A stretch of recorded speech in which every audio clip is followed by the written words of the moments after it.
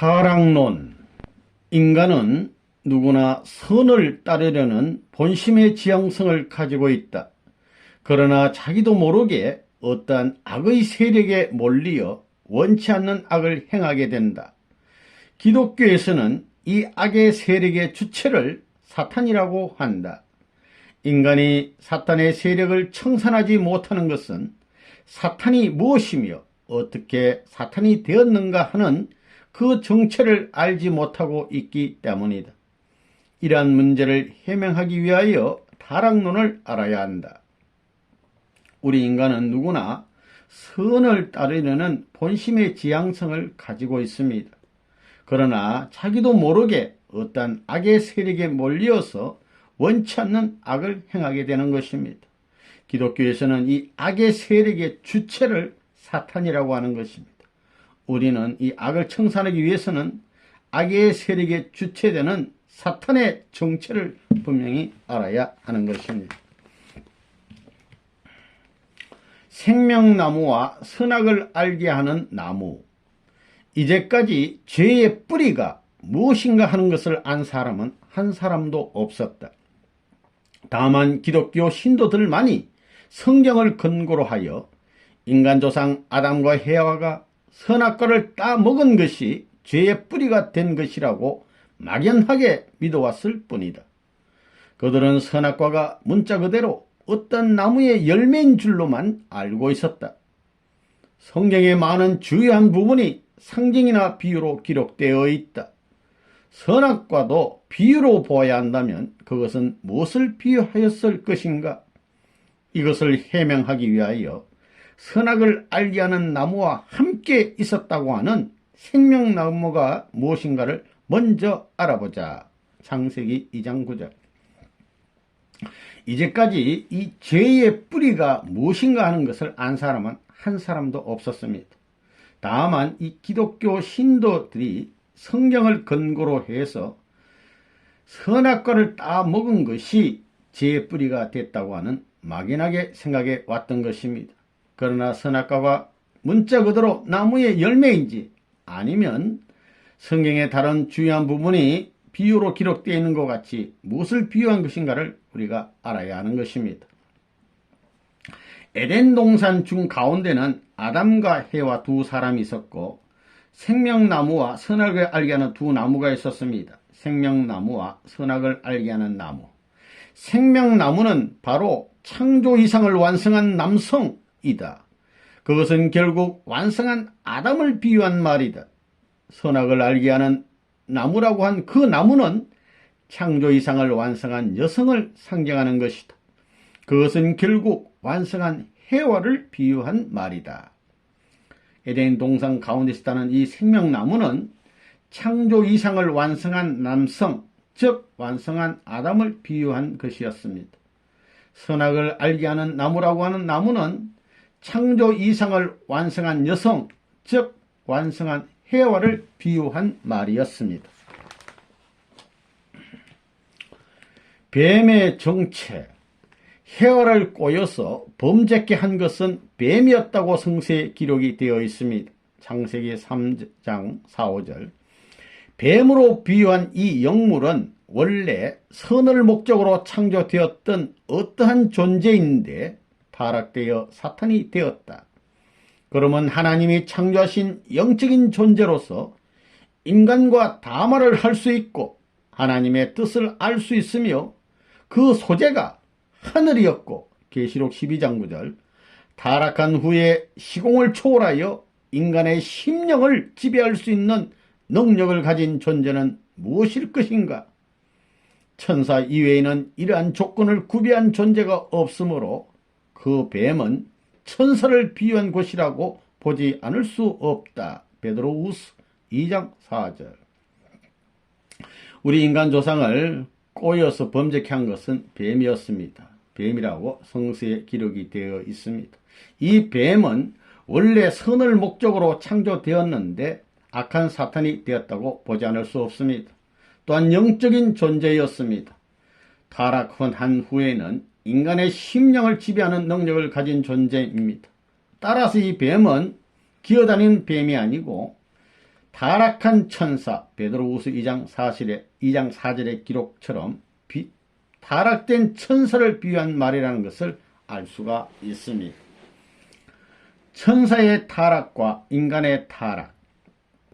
유다서 1장 6, 7절을 보면 천사가 간음으로 타락되었다는 것을 알 수 있다. 창세기 3장 7절을 보면 아담과 헤아가 하체로 범죄하였다는 사실을 짐작할 수 있다.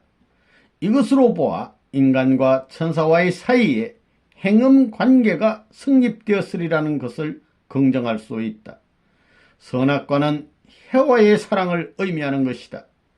헤와가 선악과를 따 먹었다고 하는 것은 그가 사탄을 중심한 사랑에 의하여 서로 혈연 관계를 맺었다는 것을 뜻한다. 유다서 1장 6, 7절의 내용을 보면 천사는 간음죄를 지었다는 것을 우리가 알 수가 있습니다. 에덴 동산의 인간시조 아담 헤아는 창세기 3장 7절의 기록을 보면 하체를 가리었으며 따라서 하체로 범죄했다는 것을 알 수가 있습니다. 천사는 간음죄를 지었고 인간은 하체로 범죄를 지었습니다. 따라서 인간과 천사 사이에는 행음관계가 성립됐다는 것을 긍정할 수 있는 것입니다. 이 선악과는 헤와의 사랑을 의미하는 것입니다. 따먹었다고 하는 것은 혈연관계를 맺었다는 것을 뜻하는 것입니다. 죄의 뿌리. 죄의 뿌리는 인간 시조가 뱀으로 표시된 천사와 불륜한 혈연관계를 맺은 데 있다. 그들은 하나님의 선의 혈통을 번식하지 못하고 사탄의 악의 혈통을 번식하게 되었다. 인간시조 아담 헤아는 천사와 불륜한 혈연관계를 맺음으로써 하나님의 선한 혈통을 번식하지 못하고 악의 혈통을 번식하고 만 것입니다. 이것이 죄의 뿌리가 된 것입니다. 타락의 동기와 경로. 천사는 하나님의 종이며 사환이며 불의는 영으로 창조되었습니다. 히브리서 1장 14절. 하나님은 그의 자녀로서 인간을 창조하신 후에는 종으로 창조된 천사장 누시엘보다도 그들을 더 사랑하시었다. 그리하여 사랑의 감소감을 느끼게 된 천사장 누시엘이 자기가 천사 세계에서 가졌던 사랑의 위치와 동일한 것을 인간 세계에 대하여서도 그대로 가져보고자 헤와를 유인하게 되어 누시엘과 헤와가 서로 상대 기준을 조성하여 타락하게 되었다. 타락한 헤와가 아담과 일체를 이룸으로써 하나님 앞에 다시 서고 공포심을 면할 수 있기를 바라는 마음에서 아담을 유인하게 되어 헤와와 상대 기준을 조성한 아담도 본인의 위치를 떠나 타락하게 되었다. 이 천사라고 하는 존재는 원래 종이며 사환이며 불의는 영어로 지원받은 것입니다. 그런데 하나님의 아들, 딸인 아담과 헤아를 창조하고서는 하나님께서 아담, 헤아를 더 사랑하셨습니다. 종보다는. 천사장 누시엘은 사랑의 감소감으로 아들, 딸이 받는 사랑을 종의 입장에서 차지하려고 동일한 사랑의 위치를 차지하기 위해서 헤와를 유인하게 된 것입니다. 헤와와 천사장 누시엘이 상대 기준을 조성함으로 말미암아서 타락하고 말았습니다. 영적으로 타락하고 말았어요. 따라서 헤와는 타락 후에 다시금 하나님 앞에 서고 싶은 마음이 동기가 되어서 또한 누시엘로부터 받은 공포심을 면하기 위해서 아담을 유인하게 되었으니 아담과 헤와가 서로 상대 기준을 조성하여 주고받음으로 말미암아 아담도 본인의 위치를 떠나게 되었습니다. 하나님으로부터 사랑의 관계가 끊어지고 헤와도 끊어지고 아담도 끊어진 이런 입장에 떨어지고 만 것입니다. 죄의 분류, 또 타락성 본성. 죄라는 것은 사탄과 상대 기준을 조성하여 수수작용을 할 수 있는 조건을 성립시킴으로써 천법을 위반하게 되는 것을 말한다. 죄를 분류하면 1. 원죄, 2. 유전적 죄, 3. 연대적 죄, 4. 자범죄가 있다. 타락성 본성이란 천사가 하나님을 배반하고 해와와 혈연 관계를 맺을 때에 우발적으로 일어났던 모든 성품을 해와가 계승하였고 아담도 계승하였다. 이것이 타락 인간의 모든 타락성을 유발하는 근본된 성품이 되었다. 이것을 타락성 본성이라고 한다. 타락성 본성을 대별하면 크게 나누면 넷으로 가를 수 있다. 죄의 분류 보면 첫째 원죄가 있습니다. 인간 시조가 처음으로 지은 죄, 죄의 뿌리가 된 죄입니다. 두 번째는 유전적 죄입니다. 조상이 지은 죄를 후손에게 물려주는 죄가 있습니다. 세 번째 연대적 죄, 연대적으로 지은 죄가 있습니다. 4. 자범죄, 자기 스스로 지은 죄, 크게 네 가지로 분류할 수가 있습니다. 타락성 본성이라는 것은 무엇이냐 하면 하나님과 같은 입장을 취하지 못하는 것입니다. 천사가 하나님을 배반하고 해와 혈연관계를 맺을 때 일어났던 우발적으로 일어났던 모든 악한 성품입니다. 하나님과 같은 입장을 취하지 못하는 것. 두 번째, 자기의 위치를 떠난 것입니다. 종의 위치를 떠난 것입니다. 세 번째, 주관성을 전도하는 것입니다. 아담 헤어로부터 주관을 받아야 할 천사가 도리어 반대로 아담 헤어를 주관하게 된 것입니다. 주관성을 전도하는 것. 네 번째, 범죄 행위를 번식하는 것입니다. 천사장이 해와를 통해서 범죄 행위를 번식했고 해와가 다시금 아담에게 범죄 행위를 번식한 것입니다. 타락성 본성은 네 가지가 있는 것입니다. 하나님은 전지전능하신 분입니다. 하나님은 전지전능하심으로 인간의 타락 행위를 모르셨을 리가 없다. 그러면 하나님은 왜 간섭하여 막지 않으셨던가? 1. 창조 원리의 절대성과 완전 무결성을 위하여. 2.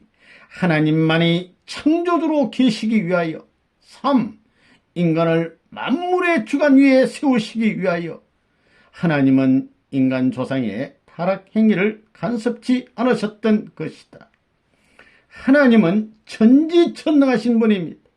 우리 인간의 타락 행위를 모르실 리가 없어요. 그러나 간섭하지 않으셨습니다. 왜 간섭하지 않으셨느냐? 첫째, 하나님께서 세우신 창조 원리의 절대성과 완전 무결성을 위하여 간섭하실 수 없는 것입니다. 두 번째, 하나님만이 창조주로 계시기 위해서 간섭하실 수 없습니다. 악이라는 것은 사탄이 만든 거예요. 그건 하나님 간섭할 수가 없어요. 세 번째, 인간을 만물의 주관 위에 세우시기 위해서 그렇습니다. 우리 인간이 스스로 책임을 다하여 만물의 주관주로 세우시기 위해서 하나님은 타락 행위를 간섭치 않으셨던 것입니다.